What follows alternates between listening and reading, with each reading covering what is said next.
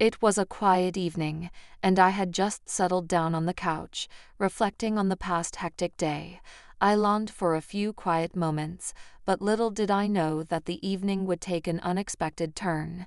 The living room was semi-dark, soft shadows playing on the walls, creating a warm and inviting atmosphere. Everything was calm, everything was in its place, and I believed I was alone until reality proved otherwise. Leaning back, I absent-mindedly stretched out between the couch cushions, trying to relax. And then it happened. My hand got stuck. I tried to gently free it, thinking it was a minor inconvenience, but the more I tried, the more it got stuck. Realizing that I couldn't get my arm free without help, I was about to get up and ask for help when Thomas, my stepson, entered the room. He was tall, and he had a quiet confidence that I'd noticed before but never really thought about. He stopped when he saw me struggling. "What's wrong?" he asked, his voice calm and steady. There was a note of curiosity in it, but also concern, which made me feel a little uncomfortable. I explained the situation, laughing nervously, but his expression changed. There was something in his gaze that I couldn't understand.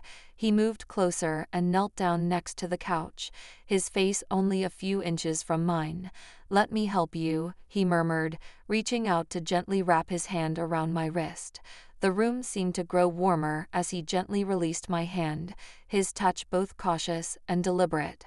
I focused on his hands, strong yet gentle as he adjusted his grip.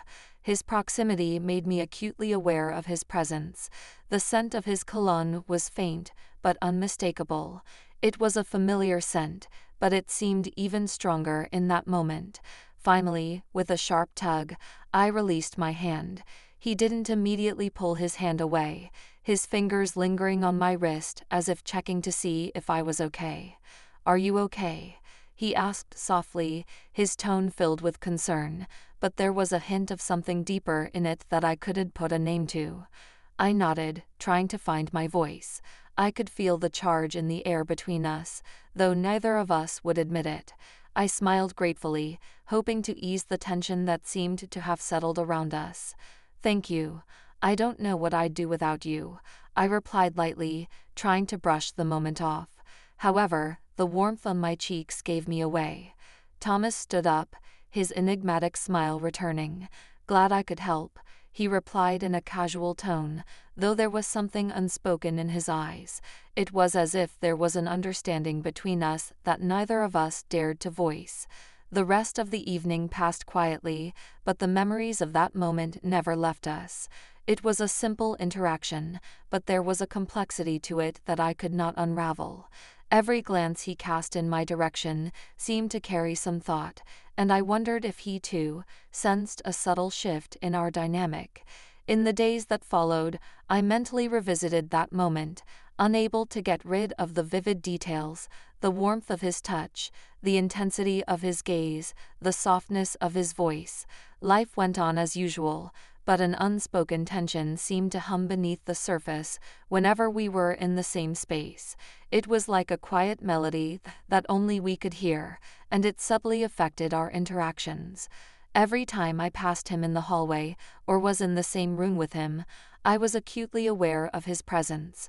His movements, the sound of his voice, even the way he occasionally glanced in my direction, all seemed heightened, meaningful. I told myself I was thinking too much, but the thought wouldn't leave me alone. It wasn't easy to dismiss, and though it remained unspoken, it imperceptibly changed the way we moved next to each other. It wasn't something we could ignore. It hovered in the air, unrecognized but palpable. Each moment together seemed to carry an added weight, a silent conversation lying on the surface. Though neither of us spoke a word about it, the tension was undeniable. It wasn't just the memories of that evening, but what it seemed to hint at, a change in the unspoken rules that defined us. As the days turned into weeks, the line between us continued to blur, but not through grand gestures or dramatic moments, but through the most insignificant interactions. A fleeting touch as we passed each other, a glance that lingered for a second, or the subtle change in his tone when he addressed me. It was too easy to convince myself that nothing had changed, but deep down I knew it had. It was a secret neither of us could articulate, but both of us carried within us. The simplicity of that moment, when my hand was trapped, had somehow morphed into something much more complex that neither of us expected. And no matter how hard I tried to rationalize it, I couldn't shake the feeling that this was just the beginning of a story that was still unfolding.